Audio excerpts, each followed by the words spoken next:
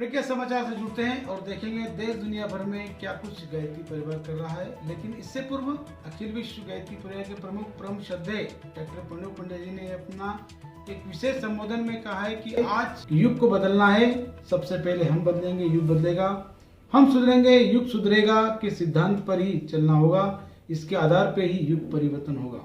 लेकिन आज के कथावाचकों ने समाज को दिग्भ्रमित कर दिया है और मात्र अंधविश्वास और मूल मान्यताओं के आधार पर उनके मस्तिष्क को खोखला बना आज संस्कृति आ गई है। ये उन लोगों के लिए आ गई जो कथावाचक है। वो कथावाचक कलाकार होता है, गुरु नहीं होता।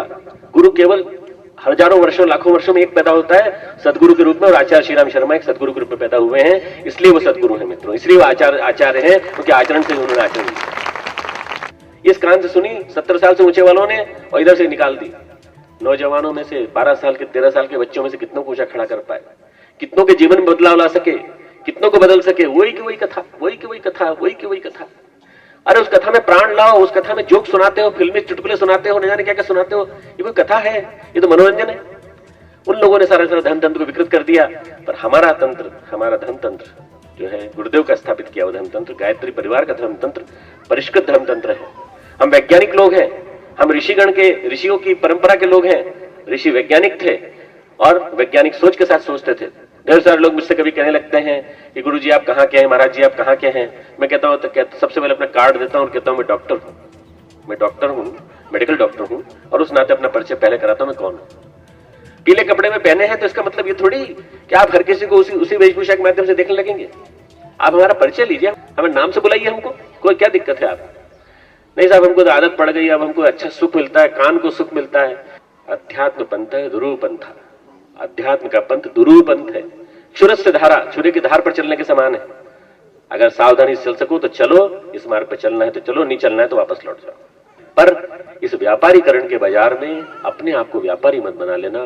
तुम व्यापारी से बड़े आध्यात्मिक संपदा के धनी, तुम संत स्तर के हो। संत बनने का प्रयास करो। हमें एक आदर्श तंत्र स्थापित करना है, हमें शिक्षण तंत्र बनाना है ताकि ढेर सारे लोग यहां से प्रेरणा लेकर के जाएं और ढेर सारे लोग जगह जगह जाकर के हमारे माध्यम से ग्राफ्टिंग हो जाए। और जैसे बोधि वृक्ष की टहनियां जगह जगह लग गई तो न जाने कितने बोधि वृक्ष, श्रीलंका में हजारों जगह बोधि वृक्ष लगा हुआ है। कहां से ले गए? अरे हम बोधि गया गए थे, बोधि गया में जहां से आत्मबोध प्राप्त हुआ था भगवान बुद्ध को, वहां से एक टहनी तोड़ करके लाए और लगा दिया। ये हमारे यहाँ भी बोधि वृक्ष हो गया। ऐसी कल्पना आप लोग करनी चाहिए, ऐसी कल्पना आप लोग करनी। और इसलिए बोलता हूं कि अनिवार्यतः कुछ सावधानियां बहुत जरूरी है। नहीं तो क्या होगा, आप सड़क के बीच में चलोगे तो भी लोग बोलेंगे, सड़क के बाएं चलोगे तो भी लोग बोलेंगे, सड़क के दाएं चलोगे तो भी बोलेंगे, फुटपाथ पे चलोगे तो भी बोलेंगे। लोग तो बोलते हैं, लोगों का काम तो कहना है। परंतु यदि लोग किसी बात को टोक टोक कर।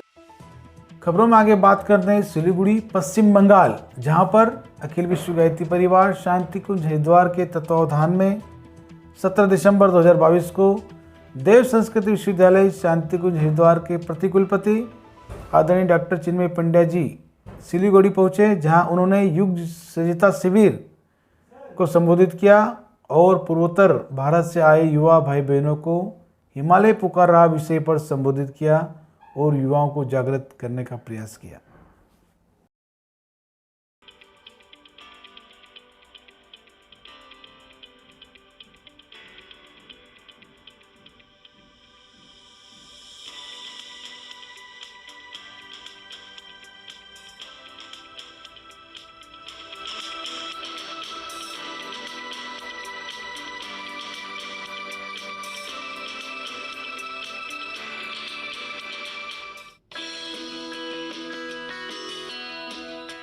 मित्रों, परम पूज्य गुरुदेव परम वंदनीय माता जी की दिव्य उपस्थिति को साक्षी मानते हुए माँ गायत्री के पावन मंत्र के साथ मैं अपनी बात को आरंभ करना चाहता हूँ।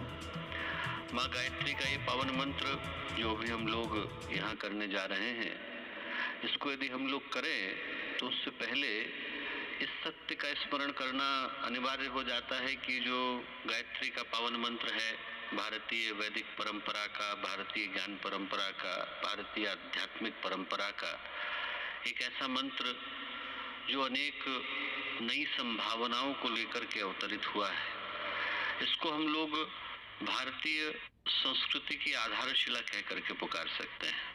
एक शिला भवन के अंदर होती है जिसको हम लोग कहते हैं आधारशिला। आधारशिला वो होती है जिसके ऊपर पूरे भवन को विनिर्मित किया जाता है।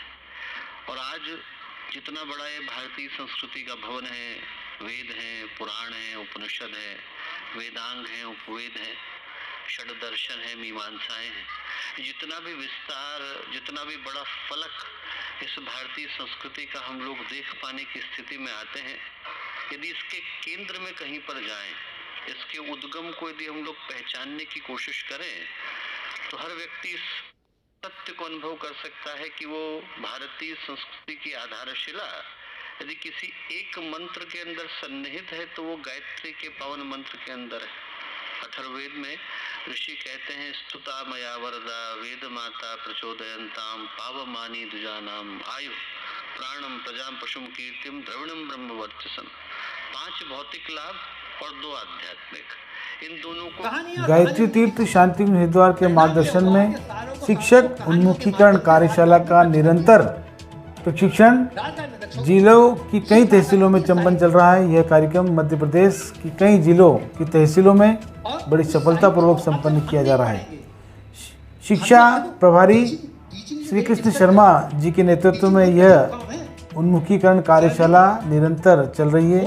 आइए सुनते हैं वो क्या कुछ इस अभियान के ऊपर संबोधित करते हुए कह रहे हैं। बहुत सरल है, ये तो कोई भी कर दे, पढ़ के याद करके। लेकिन वो शिक्षा जो, क्योंकि शिक्षा, इस शिक्षा के बारे में किसने कहा है कि प्रीचिंग इज फ्यूटाइल। प्रीचिंग कहते हैं उपदेश, preaching is futile unless it is practised. यदि शिक्षा व्यवहार में नहीं आ रही तो शिक्षा का कोई मतलब नहीं। मैं घर पे हूं और किसी का